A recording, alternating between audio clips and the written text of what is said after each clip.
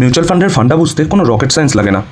এই একটা ভিডিওই কাফি মিউচুয়াল ফান্ডের A to Z বোঝার জন্য। চলুন আজকে মিউচুয়াল ফান্ডকে জলের মতো স্বচ্ছভাবে আপনাদের বোঝানোর প্রতিজ্ঞা নিয়ে এই ভিডিওটি শুরু করছি। একদম বেসিক হতে চলেছে এই ভিডিওটি, আর মিউচুয়াল ফান্ডের এই 5টা মেন টপিক নিয়ে আজ আলোচনা করব এবং পরবর্তীতে তো অ্যাডভান্স ভিডিও আসছেই। আজকে যা নিয়ে ডিসকাস করব সেগুলি হলো মিউচুয়াল ফান্ড কী, মিউচুয়াল ফান্ডের বেসিক আন্ডারস্ট্যান্ডিং, মিউচুয়াল ফান্ড কীভাবে কাজ করে, কোন মিউচুয়াল ফান্ড আপনার জন্য সঠিক, এবং সবচেয়ে ইম্পর্টেন্ট কোনো মিউচুয়াল ফান্ডকে আপনার পোর্টফোলিওতে রাখার পিছনে আপনার ভিশন কী হতে পারে। তো মিউচুয়াল ফান্ড কী? মিউচুয়াল ফান্ড হলো কোনো ফান্ড ম্যানেজমেন্ট কোম্পানি যখন আপনার আমার মতো ইনভেস্টরের অর্থ নিয়ে ওই ইনভেস্টরের হয়ে ওই অর্থকে বিভিন্ন সিকিউরিটিজে বিনিয়োগ করে এবং একটা সময় পর সেই বিনিয়োগ থেকে রিটার্ন জেনারেট করে, তখন তাকে আমরা একদম ইজি ভাষায় মিউচুয়াল ফান্ড বলবো। অর্থাৎ মিউচুয়াল ফান্ডে ফান্ড ম্যানেজার পাবলিকের ফিনান্সিয়াল গোল, রিস্ক নেওয়ার ক্ষমতা এবং এক্সপেক্টেড রিটার্ন ইত্যাদি বিচার করে ফান্ড ক্যাপিটালকে যখন বিভিন্ন সিকিউরিটিজে ডাইভার্সিফাই করে কোনো ফান্ড ক্রিয়েট করে, তখনই তাকে আমরা মিউচুয়াল ফান্ড বলি। মিউচুয়াল ফান্ডের বেসিক আন্ডারস্ট্যান্ডিং, মিউচুয়াল ফান্ড অনেক রকম হয়, এক একটা পারপাসের জন্য এক এক রকম ফান্ড ক্রিয়েট করা হয়। অ্যাসেট ক্লাস বেসড ফান্ড, যেমন ইকুইটি ফান্ড যা শেয়ার মার্কেটে ইনভেস্ট করে, ডেট ফান্ড যা বন্ড মার্কেটে ইনভেস্ট করে, মানি মার্কেট ফান্ড যা বিভিন্ন ট্রেজারি বিল বা কমার্শিয়াল বিলে ইনভেস্ট করে, আর হাইব্রিড ফান্ড যা শেয়ার মার্কেট এবং বন্ড মার্কেট উভয়ে ইনভেস্ট করে। আবার ইনভেস্টমেন্টের গোল অনুযায়ী growth fund, income fund, liquid fund, tax saving fund, aggressive growth fund বা capital protection fund, mixed maturity fund বা পেনশন ফান্ড। আবার অন্যদিকে মিউচুয়াল ফান্ডের স্ট্রাকচার অনুযায়ী open ended fund, close ended fund বা আপনার ইন্টারভেল ফান্ড ইত্যাদি। রিস্ক অনুযায়ী low risk fund, high risk fund, medium risk fund. এছাড়া স্ট্রাকচারাল মিউচুয়াল ফান্ড যেমন sector fund, index fund, fund of fund, যেটা আপনার ধরুন দুটো মিউচুয়াল ফান্ডকে নিয়ে বা 10টা মিউচুয়াল ফান্ডকে নিয়ে একটা ফান্ড ক্রিয়েট করা হলো, তাকে ফান্ড অফ ফান্ডস বলে। এছাড়াও emerging market fund, international fund, global fund, real estate fund, community based fund, market neutral fund, asset allocation fund বা গিফট ফান্ড বা এক্সচেঞ্জ ট্রেডেড ফান্ড ইত্যাদিতে অনেক রকম ফান্ড আছে। হ্যাঁ, আপনি যখন কোনো মিউচুয়াল ফান্ডে কিছু অর্থ ইনভেস্ট করেন, তার এগেনস্টে আপনাকে কিছু ইউনিট অ্যালট করা হয়, আর ওই ইউনিটের দাম মেজার করা হয় নেট অ্যাসেট ভ্যালু বা এনএভির সাহায্যে। সিকিউরিটিসের দাম বাড়লে এনএভি বাড়ে, অর্থাৎ ইউনিট কমে, আবার সিকিউরিটিসের দাম কমলে এনএভি কমে, অর্থাৎ ইউনিটের সংখ্যা বাড়ে। এনএভি নিয়ে একটা ডিটেল ভিডিও আমার এই ইউটিউব চ্যানেলে পরবর্তীতে আসবে। এবার চলে আসি 3 নম্বর পয়েন্টে, মিউচুয়াল ফান্ড কীভাবে কাজ করে। মিউচুয়াল ফান্ড প্রফেশনাল ম্যানেজমেন্ট দ্বারা পরিচালিত হয়, আর ফান্ড ম্যানেজার তার এক্সপিরিয়েন্সের সাহায্যে আপনার ফান্ডকে প্রপারলি গ্রো করতে সাহায্য করে। রিস্ক কমিয়ে মিনিমাম রিটার্ন পাওয়ার লক্ষ্যে ফান্ডগুলি বিভিন্ন অ্যাসেট ক্লাসে ইনভেস্ট করে, অর্থাৎ ডাইভার্সিফিকেশনই হচ্ছে মিউচুয়াল ফান্ডের মূল মন্ত্র। আপনি মিনিমাম 500 টাকা থেকে মিউচুয়াল ফান্ডে ইনভেস্ট করতে পারবেন। তো মিউচুয়াল ফান্ড সবার জন্য অ্যাক্সেসেবল, সবাই মিউচুয়াল ফান্ড করতে পারবে, আর তার জন্য কোনো বিরাট লামসাম অ্যামাউন্ট লাগে না।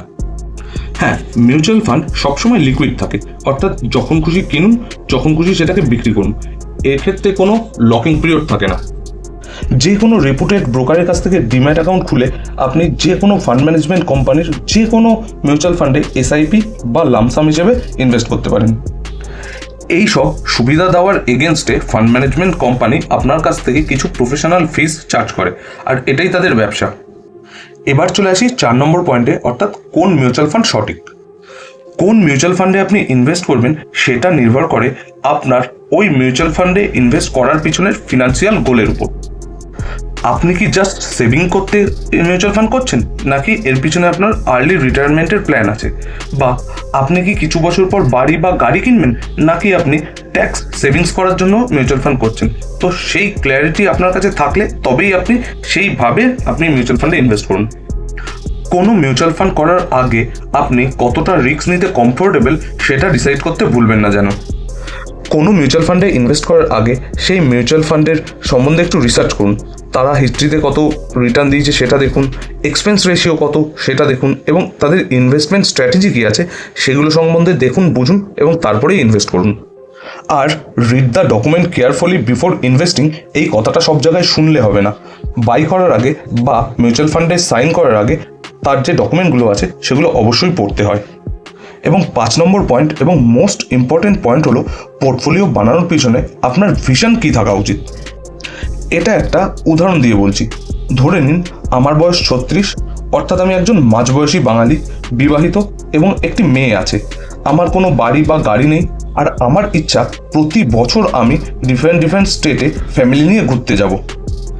এক্ষেত্রে আমার কিছু লং টার্ম গোল আছে, কিছু শর্ট টার্ম গোল আছে।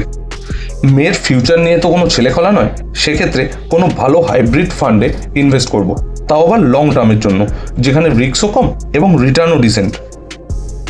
আর্লি রিটায়ারমেন্ট বা বাড়ি করার স্বপ্ন পূরণের জন্য কোনো একটা ডিসেন্ট ইন্ডেক্স ফান্ড, যেমন নিফটি 50 ইন্ডেক্স ফান্ড, এমন ফান্ডে ইনভেস্ট করব যেখানে risk to reward ratio decent, এবং হিস্ট্রি চেক করলে দেখা যাবে ইন্ডেক্স ফান্ডগুলি খুব ভালো রিটার্ন প্রোভাইড করে। আর ঘুরতে যাওয়ার জন্য মার্কেট বুঝে ডিসকাউন্ট ট্রেডে ওই সময় কোনো মিড ক্যাপ বা স্মল ক্যাপ ফান্ডে লামসাম বিনিয়োগ করে রাখবো, তাও অল্প করে, যাতে সেটা 6 মাস বা 10 মাস পর একটা ভালো আমাকে রিটার্ন দেয়। হ্যাঁ, সেটা আমার শর্ট টার্ম ক্যাপিটাল গেন হবে, বাট একটা ভালো রিটার্ন আমি জেনারেট করব।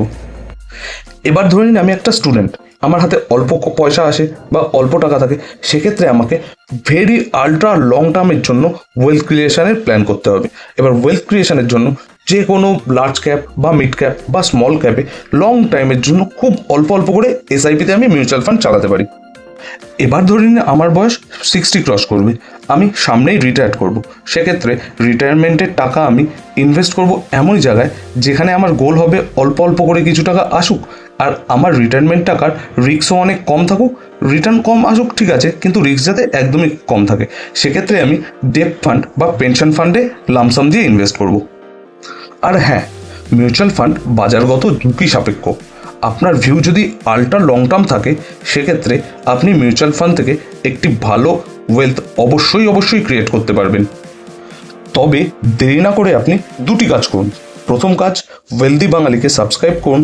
আর এটা বলে রাখছি, আমার ঝুলিতে অনেক কিছু আছে যা আপনার ফিনান্সিয়াল জ্ঞানকে অনেক ইনক্রিজ করবে। আর দ্বিতীয় কাজ, এসআইপি করুন, তাও প্রপার রিসার্চ করে। ভিডিওটি কেমন লাগলো কমেন্টে অবশ্যই জানাবেন, কেননা আপনাদের রিমার্ক আমার খুবই প্রয়োজন। তো প্লিজ কমেন্টে জানাবেন ভিডিওটি কেমন লাগলো।